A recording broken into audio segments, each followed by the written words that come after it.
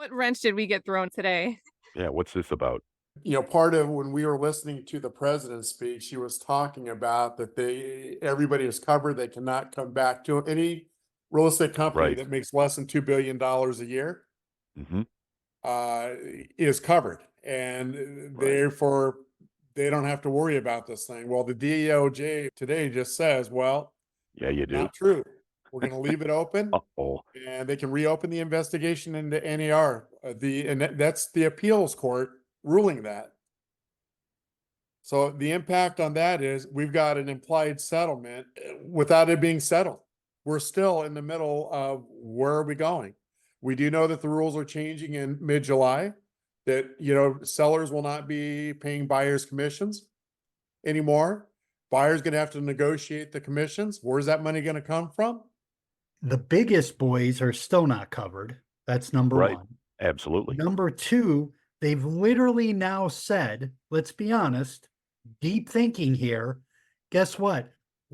You can go ahead and offer this compensation on your own, in your own manner, in your own negotiation. If I'm an attorney right now and I hear, oh, well, what we just sued, Mhm. you're now telling the people that you say you just protected and say, oh, guess what? Maybe not. You go do it on your own Yeah. and hope that you're not going to get sued again for doing the same damn thing that you just got sued for. I mean, It's yeah. that's pretty crazy to me. That's number one. Then number two that we got to talk about is how their vagueness, and trust me, this is vague because we talk to agents every day. It's our business. And I hear agents, even one that I'm going to call is our high flyer, best agent in our platform. I call him yesterday and say, hey, just quick question, man. Are you under the impression that seller concessions could cover buyer agent commissions? He goes, of course I am. They said it in the first release that, that the seller can give concessions on the MLS. I said, you're sure about that? He goes, Dave, I just did it. Oh My my. last deal just happened that way.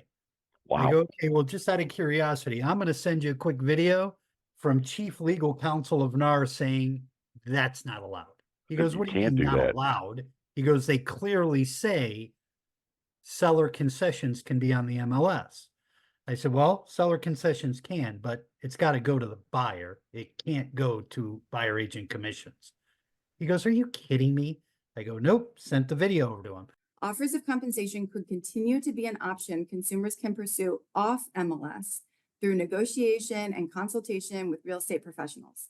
And sellers can offer concessions on an MLS, for example, concessions for buyer closing costs via the MLS, provided that such concessions are not conditioned on the use of or payment to a buyer broker.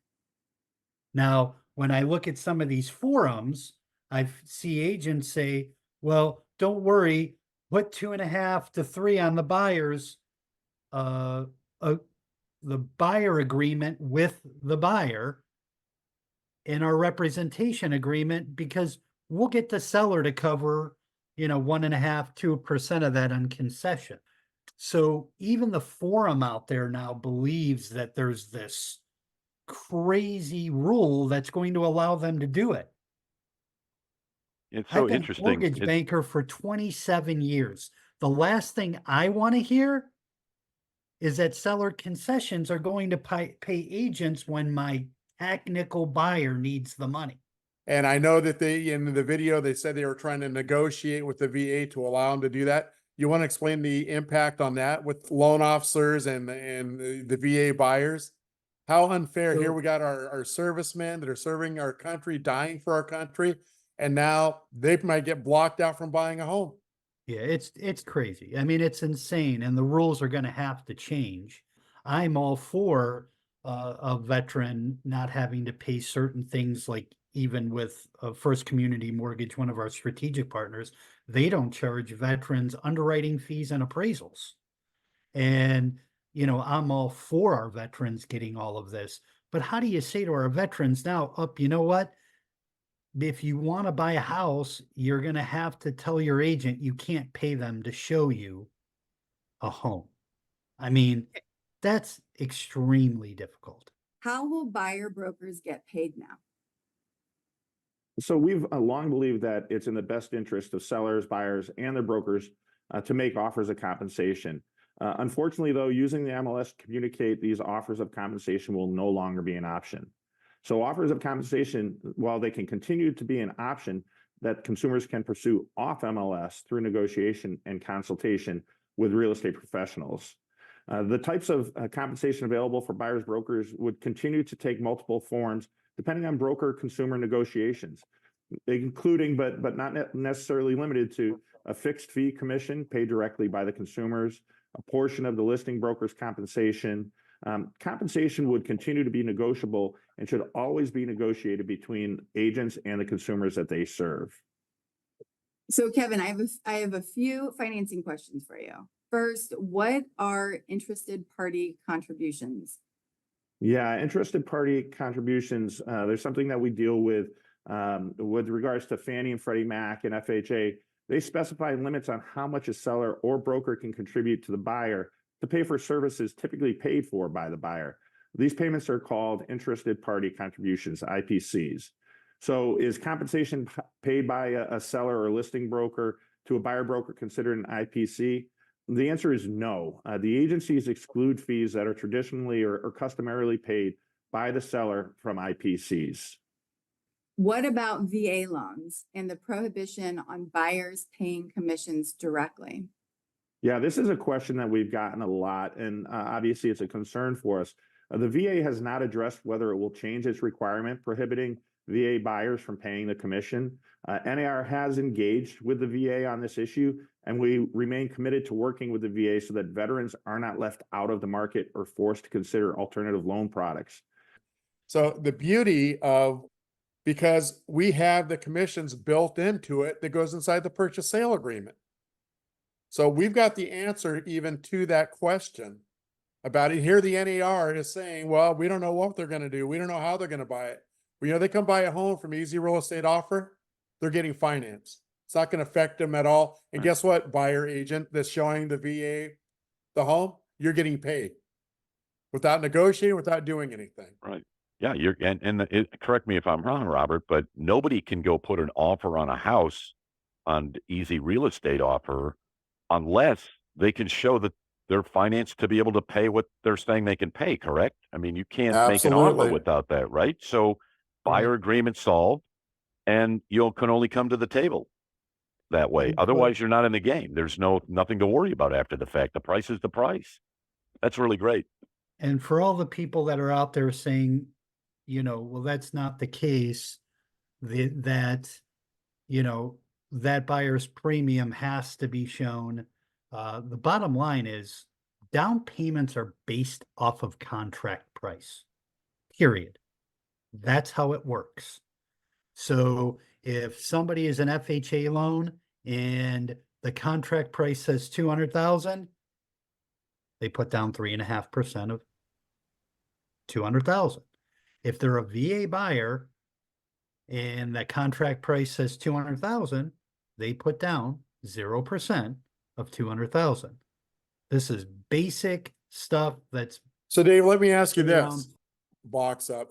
So with the Easy Real Estate Offer, once banks don't even know about a buyer's premium, appraisers don't know about the buyer's premium because it's built into the price. So nobody's even going to know about the buyer's premium. It's built into the purchase sale agreement. Yeah, right. This isn't about hiding something. This is literally Right. the way the program works is buyer premium is added to the final bid price, which equals contract price. So when a buyer's agent is writing up the contract, they are writing it up for premium equals contract price. It doesn't say that in the purchase agreement. It literally says in the purchase agreement, contract price 200,000. And let's take it one step deeper for anybody that wants to know. you cannot put commissions inside the MLS. You have to do a separate buyer's agreement. Well, Mhm. and it's got to be done before you show them a home. Now let's turn to another significant practice change. NAR has also agreed to enact a new rule that would require MLS participants working with buyers to enter into written agreements with their buyers before the buyer tours a home. Using buyer brokerage agreements will mandate what we have long encouraged our members to do. Enter into written agreements that help consumers understand exactly what services and value will be provided and for how much. The settlement agreement requires that the buyer broker agreement clearly sets forth the amount of compensation, how this amount will be determined, and where it will come from. The buyer broker agreement must provide that the broker will not receive compensation for brokerage services from any source that exceeds the amount agreed to in the agreement with the buyer. Right. So beauty of easy real estate offers, and we have an addendum with that buyer's agreement built into it that is getting done well before you ever show them a home. They want to make a bid on a home. They got the seller has signed it. The seller listing broker has signed it, and listing agent has signed it, as well as the buyer broker, the buyer's agent, and the buyer will sign it before. So that's all taken care of. You don't even need in Washington State, it's a Form 41 that we have to sign for the buyer's agreement. It's all built into you in our platform. So that's in the addendum, make sure that you're going to get paid your money. And by the way, our agents on the buyer side are averaging 2.5% to 3% per closing. And they Robert, didn't negotiate one thing with the buyers. Robert, is there any percentages that show those seller agents who are using our bid platform as members, what the percentages are of buyers who come in to look at their homes and end up doing both sides of the transaction? Is there any percentage that shows how often, they can Yeah, the real estate agent hits the grand slam? Averaging 70% of buyers coming into an open house on their own without representation. And then during COVID, it moved around and we went to 20-80. 20% were showing up on their own and 80%, but it was so controlled. It was such a controlled environment. Really couldn't do a lot with the switch around. But here we are post-COVID now. Things are starting to open back up. We had a listing broker that had an open house, and basically had 175 people come to the open house. And I think he said 90% of them were not represented. So if you follow the easy method, he would have a loan officer there pre-qualifying people as they leave the home. He's pulling out buyers leads out of that. He had plenty of sellers come over and look at it. He's got a couple listing appointments out of it. Alton ended up, by the end of the day, closing a deal, and he double-sided that $630,000 home with 33 bids. And And Robert, all the legalities on it, you guys, covered through the easy addendum and covered through the easy platform. the other thing that I wanted to bring up with what Robert said that's important too is on Alton double-siding that deal, meaning that he represented the buyer's agent and the seller, is we now are roughly at about 19% of what sells is dual-sided. The national average is like 1.6. So that's something to keep in mind too. We are 18% better than the national average for our listing agents making double the money. Even that on top of that, Dave, we've had a couple other people that wanted to double-side it, but their brokers wouldn't let them. That they've had to move it down to agents. So in reality, I would say that number is probably 25 to 30%. Yeah, I wanted to ask a question. Just it kind of circles back to the earlier comment. I just wanted to make sure I understood it right. Did I hear it correctly that a lot of agents think really nothing wrong with, they can basically continue to do what they're doing? I think the big myth is that you can just still offer seller concessions to pay the buyer's agent commission. And it's something I'm seeing all over I Facebook. see. Like it's advice being given. People are saying just do this, which means they think that that's a workaround, but it's explicitly NAR has come out and said, and we started this video complaining that NAR is being a little bit vague in certain ways, but they did very explicitly say that this is a no. You cannot. The seller cannot offer concessions to pay the buyer's So- commission. Let's take it even a step deeper.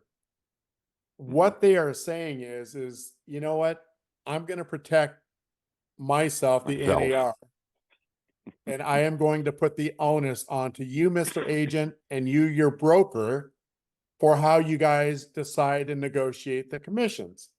Which means they're not gonna come after me next time, they're gonna come after you.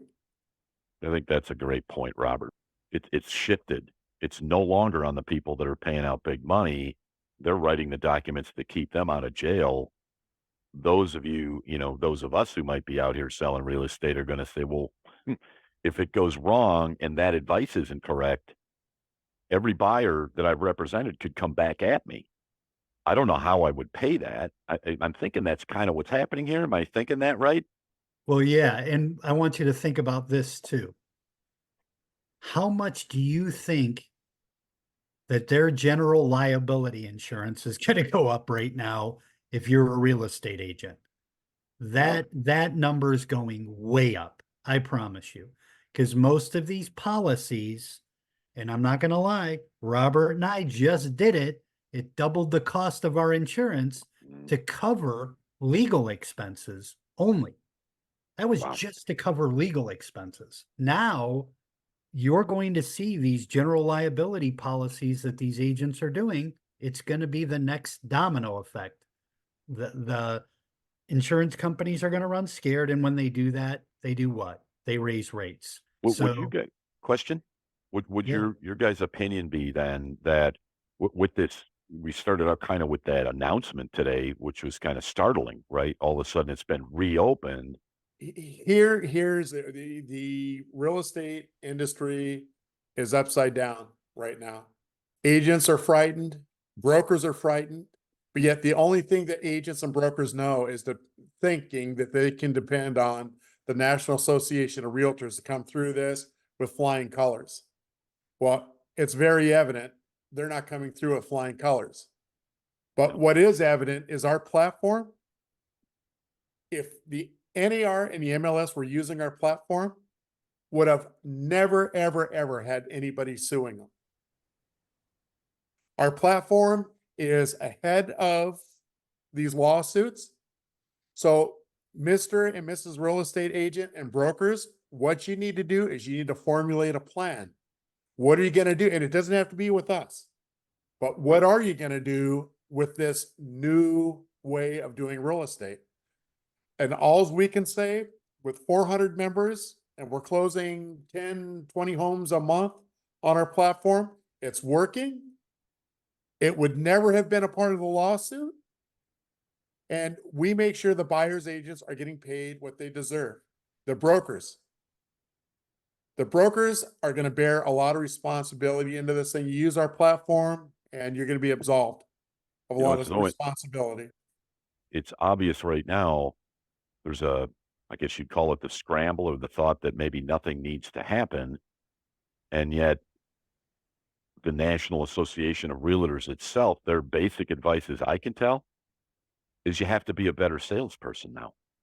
And To the rely pathway on for the that is my point, The pathway for the consumer seems to be jumbled up because, it's harder for the sales agent to attract buyers and buyers agents through the MLS because they can't put things on the MLS that they could put if they listed on Easy Real Estate Offer. In addition to prohibiting offers of compensation from being communicated on the MLS, the agreement prohibits MLSs from creating, facilitating, or supporting any non-MLS mechanism for making offers of compensation between listing and buyer brokers.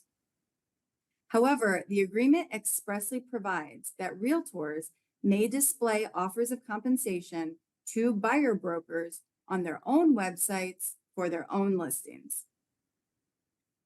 Then even if a buyer wants to go through the hurdles of communicating or finding a way to talk to that agent, if they want to have a buyer agent take them to show them the house, the buyer's agent has to have an agreement now with that buyer, which means they need to negotiate the commission with that buyer.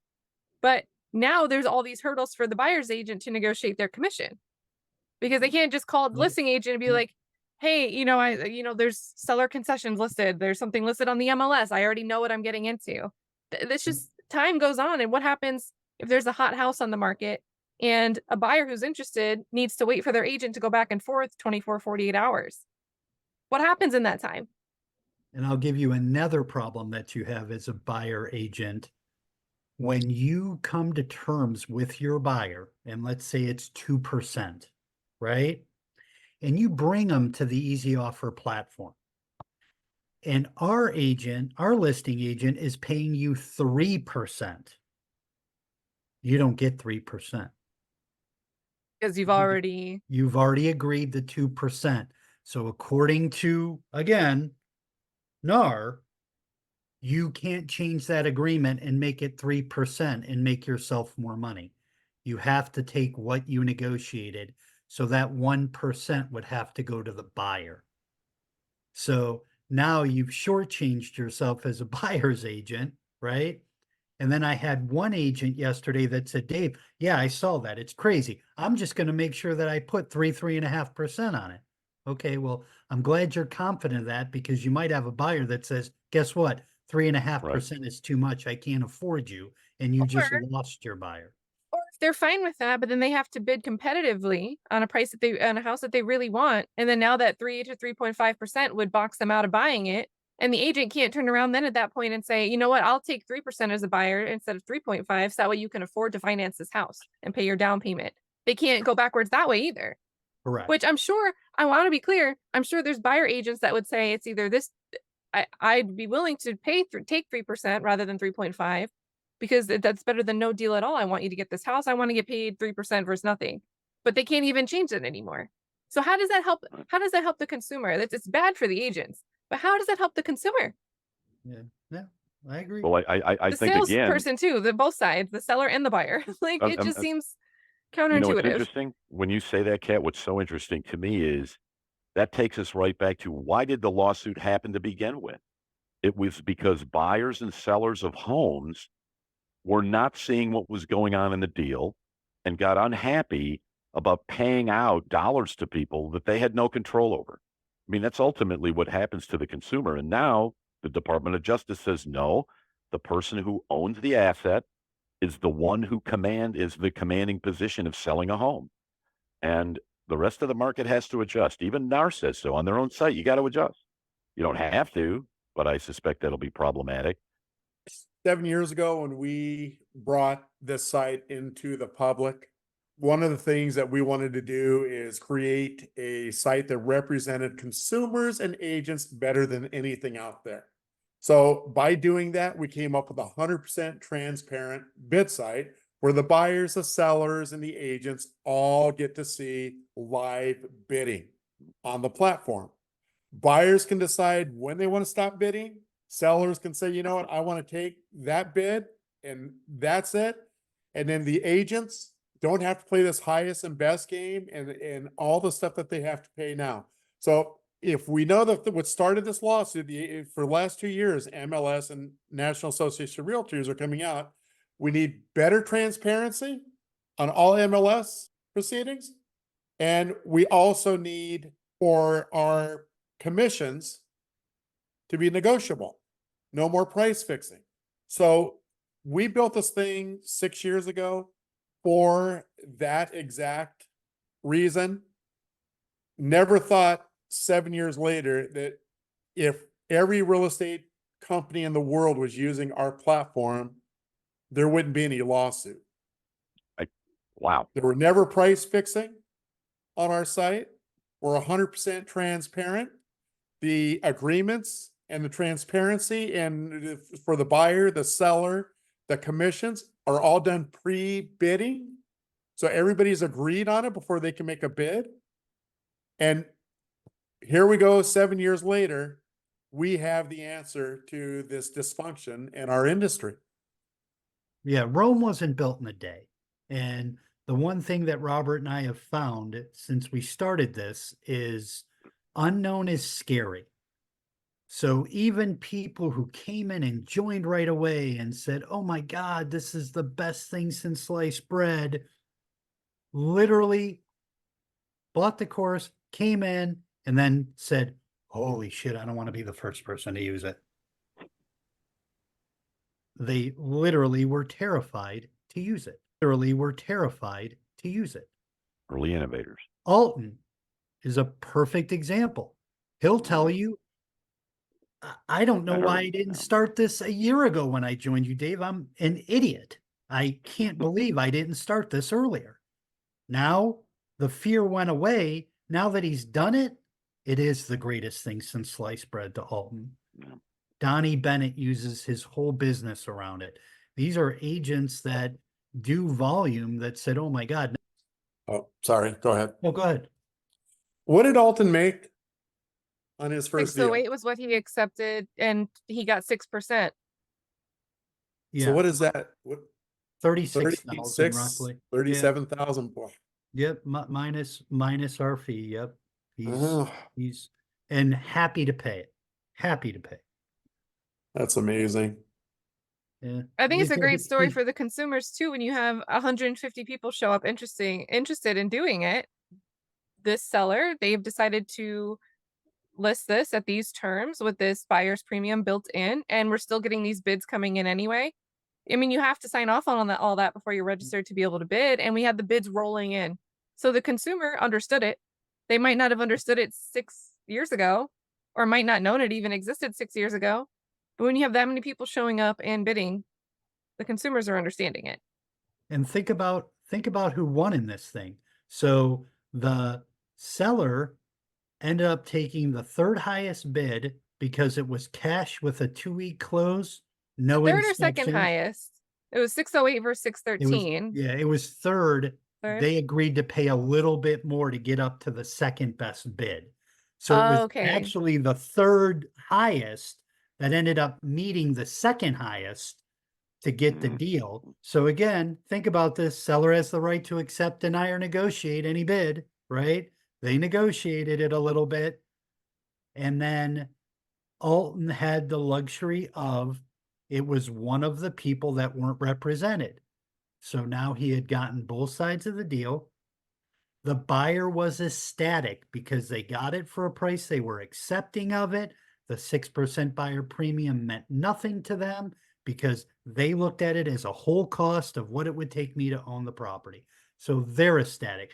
Seller just sold their home for $60,000 more that they wanted and didn't pay a commission to do it. 0%. And then on top of all of that, the agent made more money than they would have ever made just doing a traditional.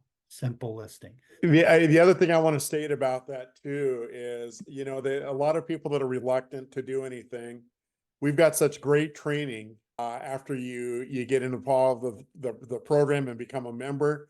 We have such great training. If you just follow the training, just like Alton did, those are the type of results that not only you can get, but I expect you to get out of every one of your events, every one of your listings. The training is phenomenal, but you got to follow it's a step-by-step process. You follow those steps. We've been doing it for 7 years. I personally have done over 100 events myself. And when we follow the processes, we yield results. We always have more than 100 people at our open houses. We always end up with 5 or so buyers that are qualified at our open houses. We also end up, because we run an open house and even let the neighborhood come in before that, so that we can talk to them about what we do. And we always end up with 2 to 3 to 4 listing appointments on top of that. Alton did that.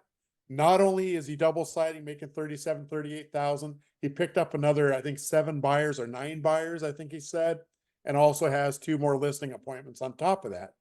So when we say that the site, when you follow our direction and you follow the step by step, this is a lead generation that doesn't cost you a dime other than the membership. Alton being a great example.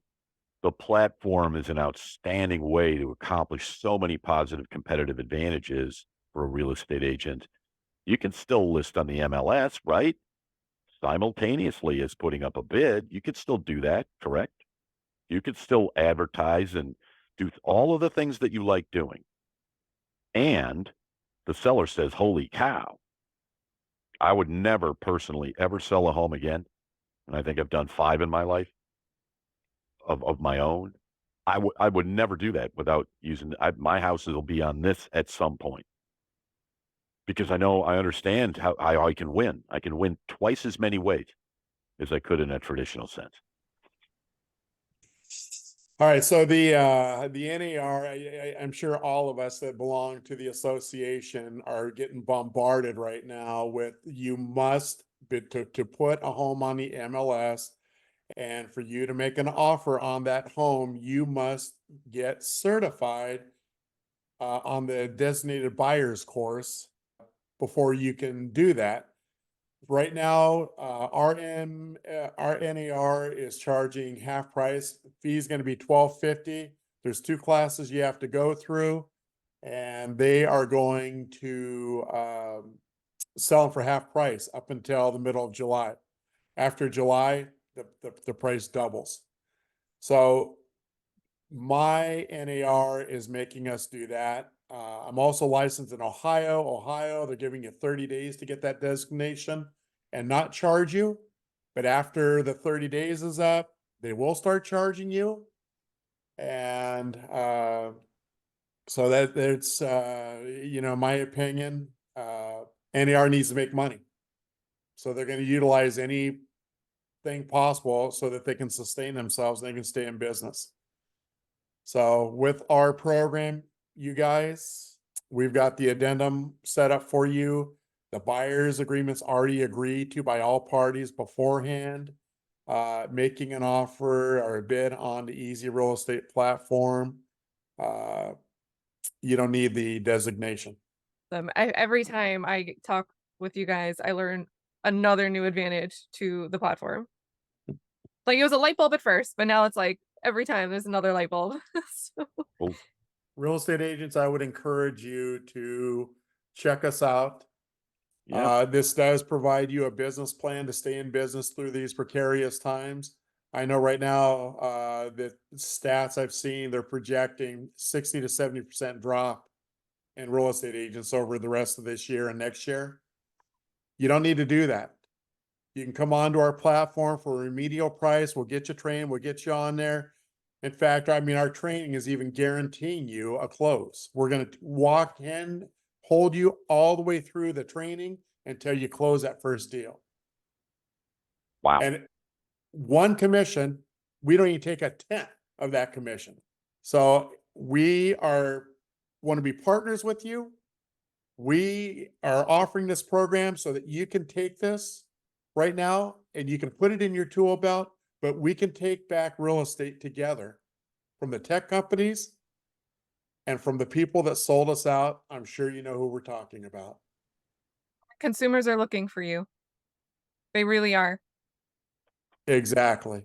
Yeah. So it's a wonderful program. Dave and I have no problem getting our cell phones out. I know what owners of companies do that anymore. Our customer service is unparalleled to anybody else.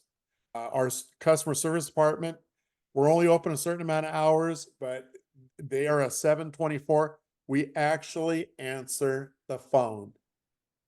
You have a question, your buyers have a question, your broker has a question, your listing agent has a question, dial the number. We answer. And what's your number? My number is 360-286-3103. And mine's 440-477-5652. And then what's that 800? I know when it's free. It's 844. 844 Go ahead, 465. 844-465-3733. That's Correct. it. Okay. Got it. Well, thank you so much. Our distinct pleasure.